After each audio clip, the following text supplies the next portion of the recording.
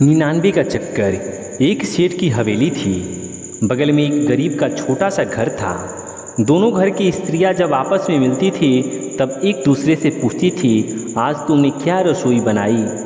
सेठ की स्त्री कहती कि आज पापड़ की सब्जी बनाई है अथवा दाल बनाई है। गरीब घर की स्त्री कहती, आज हमने हलवा पूरी बनाई है अथवा खीर बनाई है। सेठ की स्त्री ने अपने पति से कहा कि हम लोग तो साधारण भोजन करते हैं, पर गरीब आदमी इतना माल खाते हैं, आखिर बात क्या है।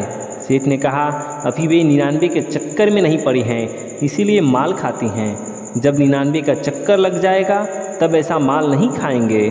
स्त्री ने पूछा कि यह 99 का चक्कर क्या होता है। सेठ ने कहा कि मैं बताऊंगा, देखती जाओ। दूसरे दिन सेठ ने अपनी स्त्री से कहा, तुम 99 रुपये लाओ। वह 99 रुपये लेकर आई। सेठ ने उन रुपयों को एक कपड़े की पोटली में बांध दिया और अपनी स्त्री से कहा, रात में मौका देखकर यह पोटली उस गरीब के घर में फेंक देना। रात होने पर स्त्री ने वैसा ही कर दिया। सुबह होने पर गरीब आदमी को आंगन में एक पोटली पड़ी हुई दिखी। उसने भीतर ले जाकर पोटली को खोला तो उसमें रुपए मिले। उसने 20-20 रुपये 5 जगह रखे तो देखा कि 5 बीसों में से 1 रुपया कम है। पति पत्नी दोनों ने विचार किया कि 2-3 दिन घर का खर्चा कम करके 1 रुपया बचा ले तो 5 बीसी पूरी हो जाएगी। ऐसा विचार करके उन्होंने पैसे बचाना शुरू किए तो 2-3 दिनों में 1 रुपया बचा लिया, 5 बीसी पूरी हो गई। अब उन्होंने सोचा कि हमने 2-3 दिनों में 1 रुपया पैदा कर लिया, यदि पहले से इस तरफ ध्यान देते तो आज से कितने रुपए जमा हो जाते हैं। इतने दिन व्यर्थ ही गंवाएं, अब आगे से ध्यान रखेंगे।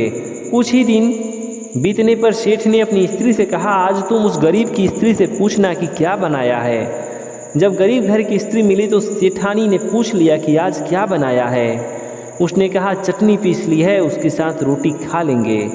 सेठानी को 99 का चक्कर समझ में आ गया। ज्ञान बढ़े गुणवान की संगति, ध्यान बढ़े तपसी संग कीन्हे, मांग बढ़े परिवार की संगति, लोभ बढ़े धन में चित दीन्हे, क्रोध बढ़े नर मूढ़ की संगति, काम बढ़े तिय को संग कीन्हे, बुद्धि विवेक विचार बढ़े, कवि दीन सुसज्जन संगति कीन्हे।